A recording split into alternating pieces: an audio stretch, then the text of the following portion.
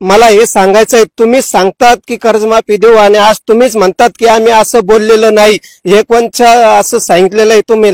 आम्ही नाही सांगितलं. शेतकरी तुम्हाला कधीच म्हणला नाही की कर्जमाफी करा, परंतु तुम्ही मतदान घेत्या वेळेस सांगितलं की आम्ही आहे ना तुम्हाला कर्जमाफी देऊ, पीक विमा देऊ, दुधाला अनुदान देऊ, तुमच्या शेतकऱ्याला शेतमालाला हमी भाव देऊ. आणि आज ते सगळं निवडून आल्यानंतर तुम्हाला 5 वर्ष गरज नाही शेतकऱ्याची, त्यामुळे तुम्ही विसरून चाललेले आहे. यांची पगारचे आमदार खासदार वाढले कोणी सांगितले ते 25% वाढ कोणी सांगितली होती? इकडे पगार नाही, इकडे आमकनी लाडका बहिणी कोणी सांगितलं होतं यांना?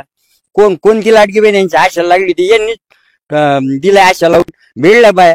अहो यांना कोणी सांगितलं होतं ते? आणि हे 1.25 लाख काल परवा लगे बिनबोबाट, आम्हाला माहित नाही तुम्हाला माहित नाही, दिलं वाढून.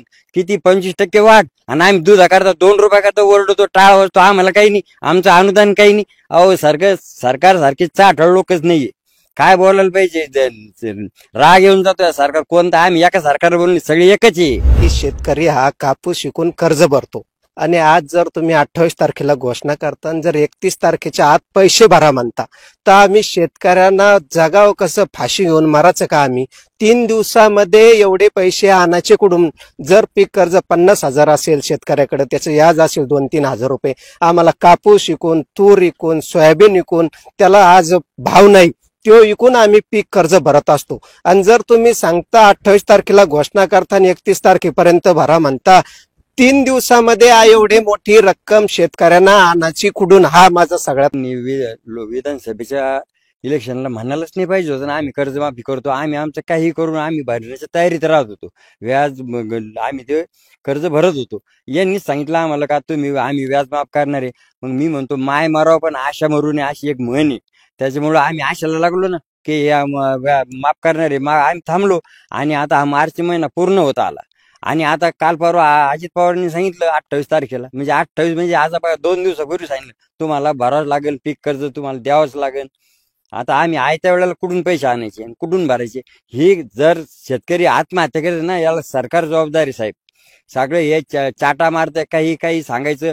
आता त्यांनी आता काल परवा पवार साहेबांनी तेही सांगितलं काय की आम्ही दुधाचं त्यांना हे देतोय ते अनुदान. आता अनुदान दिलंय असं म्हटले ते काल. अहो अनुदान सप्टेंबर पासून बंद आहे, म्हणजे बघा आज किती महिने झाले? आज 6 महिने झाले. मग असे चाटा मारता कशाला असं बोलता हो तुम्ही? तुम्हीच सत्य, तुम्हीच बोलायचं, तुम्हीच आम्हाला नडाला, तुम्हीच आमचे कारणीभूत तुम्हीच आहे. आज जो बी शेतकरी नडला जातोय ना, हा याला कारणीभूत पुरे सरकारच आहे. आणि सरकार कोणतंही नाही, हे सगळे सरकार हे कोणतं घ्या, सरकार तेच आहे, माणसं तेच आहे. आणि काय कोणत्या सरकारला नाव ठेवायचं नाही, पण सगळे माणसं तेच आहे आणि कोणते सरकार शेतकऱ्याच्या विरोधातच आहे. त्याच्यामुळे आम्ही सरकारवर अजिबात खुश नाहीये आणि सरकार शेतकऱ्याच्या धार्जिने नाही. यांची पगारचे आमदार खासदार वाढले कोणी सांगितले ते 25% वाढ कोणी सांगितली होती? इकडे पगार नाही, इकडे आमकनी लाडका बहिणी कोणी सांगितलं होतं यांना? कोणती लाडकी बहीण यांची आशा लागली होती? यांनी दिल्या आशा लावून मिळल्या बाया. अहो यांना कोणी सांगितलं होतं ते? आणि हे 1.25 लाख काल परवा लगे बिनबोबाट, आम्हाला माहित नाही तुम्हाला माहित नाही, दिलं वाढून. किती 25% वाढ. आणि आम्ही दुधा करता 2 रुपया करता ओरडतो, टाळ वाजतो, आम्हाला काही नाही, आमचं अनुदान काही नाही. अहो सरकार सारखे चाठळ लोकच नाहीये. काय बोलायला पाहिजे? राग येऊन जातोय सरकार कोणतं. आम्ही एका सरकार बोलून सगळे एकच आहे. हे सगळं सरकार एकच आहे, यात वेगळं कोणतंच नाहीये. हे सरकारच बरोबर नाही. कारण की 20 वर्षापूर्वी जर बघितलं असेल तुम्ही, तर सोयाबीनचे 4,000 रुपये क्विंटल होती आणि आज सुद्धा शेतकऱ्याला 4,000 रुपये क्विंटलनाच सोयाबीन मिळते. आज जर बघितलं तुम्ही कापसाचे भाव, एकेकाळी 10-15 हजार रुपये क्विंटलनं विकणारा कापूस आज जर बघितला तुम्ही तर 5-6 हजार रुपये क्विंटल भाव विकतो. कारण की शेतकऱ्याला बरोबर आहे, कारण की शेतकऱ्याचा मालाचा भाव वाढलेलाच नाही, परंतु सरकारी अधिकारी असेल, सरकारी नोकर असेल, आमदार असेल, खासदार असेल, यांचे तुम्ही बघा ना, 5 रुपयाचे आज ते 50,000 5 लाख रुपयापर्यंत गेले, परंतु शेतकऱ्याच्या मालाला आज सुद्धा हमी भाव मिळत नाही. बरोबर बोलतात ते, कारण की शेतकरी तसाच मारला पाहिजे आणि हे जगले पाहिजे. या सरकारला कोणी सांगितलं होतं की तुम्ही जाहीरनाम्यामध्ये, त्यांनीच आम्हाला आश्वासन दिलं की आमचं सरकार आल्यानंतर सरसगट कर्जमाफी करू, आणि आज तुम्ही तो शब्द बदलतायत. आम्हाला हे विचारायचं आहे सरकारला, क्या हुआ तेरा वादा सरकार? खोटं बोल पण रेटून बोल हे सरकार आहे. आणि या सरकारचा मी शेतकरी म्हणून जाहीर निषेध करतो. आम्हाला आश्वासन नको, आश्वासनाची पूर्तता करा. आम्हाला लाडकी बहीण नको, आमच्या शेतमालाला भाव द्या. आम्हाला तुमचं दुधाचं अनुदान नको, दुधाला 50 रुपये भाव द्या. आणि आज जर तुम्ही 20 मार्चचा एक उदाहरण देतो मी तुम्हाला, सरकारने GR पास केला आणि पीक विम्यामध्ये अनेक जाचकाठी घातलेले आहे, तुम्ही ते सुद्धा बघा. पीक विमा इथून पुढे सरकारला बंद करायचा आहे. फक्त सरकारला लाडकी बहीण योजना चालू ठेवायची आहे आणि शेतकऱ्याला मारायचं आहे. देवेंद्र फडणवीस, तुम्ही आणि एकनाथ शिंदे सरकार, तुम्ही तिघं मिळून सरकार चालवत आहेत. आणि आज राज्याचे मुख्यमंत्री श्रीमान देवेंद्र फडणवीस आहे, त्यांचा जाहीरनामा बघा तुम्ही. आज त्यांनी जाहीरनाम्यामध्ये स्पष्ट सांगितलेले आहे की सरकार आल्यानंतर आम्ही तुम्हाला सरसगट कर्जमाफी देऊ. आणि एकवानाचं सरकार आहे, 3 तिघाडां काम बिघाडा आहे सरकार आहे. कारण की खोटं बोल पण रेटून बोल, कारण की अजितदादा कधीच खरं बोलत नाही. एक बोलतात एक वागतात, असं अजितदादा आहे. कारण की मला हे सांगायचं आहे, तुम्ही सांगतात की कर्जमाफी देऊ आणि आज तुम्हीच म्हणतात की आम्ही असं बोललेलो नाही. एकवनच्या असं सांगितलेलं आहे तुम्ही, आम्ही नाही सांगितलं. शेतकरी तुम्हाला कधीच म्हणला नाही की कर्जमाफी करा, परंतु तुम्ही मतदान घेत्या वेळेस सांगितलं की आम्ही आहे ना तुम्हाला कर्जमाफी देऊ, पीक विमा देऊ, दुधाला अनुदान देऊ, तुमच्या शेतकऱ्याला शेतमालाला हमी भाव देऊ. आणि आज ते सगळं निवडून आल्यानंतर तुम्हाला 5 वर्ष गरज नाही शेतकऱ्याची, त्यामुळे तुम्ही विसरून चाललेले आहे. 900 रुपये काढलं होतं, हे 45,700 रुपये भरलं, आजच पेड केलं. कारण धाक्यामुळं अजितदादांनी सांगितलं की भरल्याशिवाय पर्याय नाही. माझा उसने पासने करून कोणते कोण हातपाय पडून लोक कोणते पैसे ऍडजस्ट केले आज आणि आज पेड केले. तिथं परिस्थिती खूप बेकार ठिकाणी. मुली पोराचं शिक्षण हे अवघड होऊन बसलेलं आहे. शिक्षणासाठी पैसा लागतो, घर खर्चेसाठी सुद्धा पैसा लागतो. इकडून एवढं पेड होणार आहे. 2 एकरमध्ये काय होतं ते नाही बोलले, पण त्याच्यात तिन्हीचा मिळून त्यांचा जाहीरनामा असतो ना. जाहीरनामा हा तिन्ही पार्टीचा मिळून असतो ना, वैयक्तिक एक पक्षाचा नाही माणूस बोलू शकत ना. आज थोडी एकनाथ साहेब बोलले म्हणजे ते त्याचं पक्षच नाही. जाहीरनामा हा युतीचा असतो, त्याच्या तिघाचा मिळून असतो जाहीरनामा. जाहीरनाम्यामध्ये सांगितलं होतं ना, त्याच्यामुळं आमची अपेक्षा तीच होती. पण लाडकी बहीण योजनेमुळे आता सरकारवर मोठा भार पडलाय, त्यामुळे आता आता परिस्थिती नाहीये. मला एक सांगा, लाडकी बहीण त्याने आता किती महिला कमी केलेल्या आहे? कमीत कमी 35-40% महिला कमी केलेल्या आहेत. आणि इथून पुढे आणखी कमी, म्हणजे राहिलंच का लाडकी बहिणीचं? विषय संपत आला ना तो आता. पण त्याच लाडकी बहीण योजनेमुळे आता भार पडलाय म्हणताय ना ते.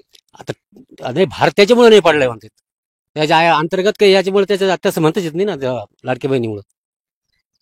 मग आता तुमची काय मागणी? मागणी काय आमची? आबा शेतकऱ्याला फक्त शेतीला मालाला भाव द्या, दुधाला भाव द्या. मागचं तुमचं जे अनुदान आहे ते अनुदान जे विखे पाटलांनी 5 रुपये केलं आणि 2 म्हणजे 7 रुपये टोटल केलं, ते 5च मिळतंय. 7 व्हायला तयारच नाही अजून बी. वर्ष होऊन गेलं त्या गोष्टीला, त्यात बी वाढ करावं. स्थिती बिकट झाली सरकारची, शेतकऱ्यासाठीच झालेली आहे, इतर गोष्टीसाठी झालेली आहे का सांगा तुम्ही मला. आज शेतकऱ्याची काय हाल चालू आहे? कापसाला काय भाव होता आज? याला तुरीला काय भाव आहे? डाळ 200 रुपये किलो आणि तूर चालली 600 रुपये क्विंटल. म्हणजे शेतकऱ्यांना जायचं कुठं? एक काम करा, कर्जमाफी नको, आम्हाला काही नको, फक्त हमी भाव जो मला दिलेला घोषणा केली तेवढंच शेतकऱ्याला द्या, त्यातून आम्ही आनंदात जाऊ. आज यावेळेस, मागच्या वेळेस, यावेळेस आडगावला पाऊसच नाही. तुम्ही बघता कशी विरान झालेली शेती. मग या शेतकऱ्यांना जायचं कुठं? आता तुम्ही म्हणता 2-3 दिवसात पैसे भरून टाका, शेतकऱ्यापाशी पैसे नाही. तो शेवटला काय करून बनबन करीन, कुठतरी जाऊन झाडाखाली पडून राहील. लेकरं बाळ त्याच्या उन्हात पडते. सरकार येईल 2 मिनिटं स्थळना जेल करते आणि पंचनामा करा म्हणते, नंतर पैसे पाठवून देऊ. वो एक बात है, ये उसकी एक बात बोलतो मैं. थोरू में एक धड़ा है. बीमार रहती है एक बच्ची है और गरीब रहती, झोपड़ी में रहती, 2 मियाँ भी रहती और वो बच्चा बीमार रहता है. तो बीमार इतना रहता है कि उसको मरने के दवाखाने में ले आने की ताकत नहीं, पैसे भी नहीं है. फिर नेते आते, चलो भाई कुछ तो भी अब करेंगे, लाए झोपड़पट्टी में, अपने पैसा लाए, कपड़े लाए, थोड़ा खाने को लाए, और वो घर में जाते और देते तो बच्चे मरे हुआ है.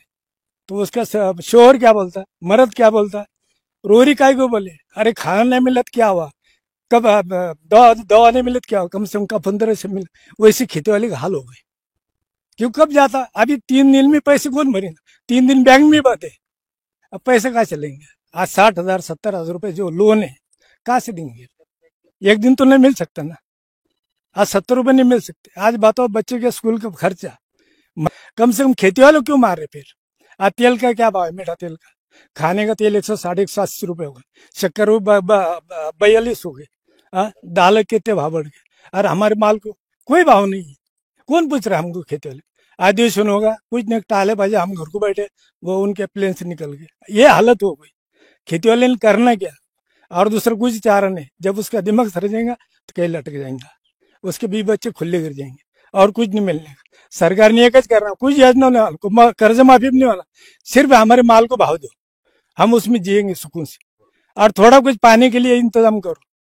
आज बोर 300 फुट का बोर है, वो सामने बोर है, पानी का पता नहीं उसको, बारिश है नहीं ना, तुमको कोई सीजन करो ना, कुछ ना किधर से पानी लाओ ना, और खेती वाले को जरा डेवलप करो तुम।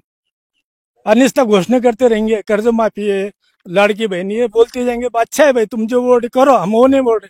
कम से कम खेती वाले को सोचो, इनके माल को उससे भी 2 पैसे मिलना, खेती वाले सुकून से जीना, ये हमारी उम्मीद है, इससे और कुछ ज्यादा बोल नहीं सकते।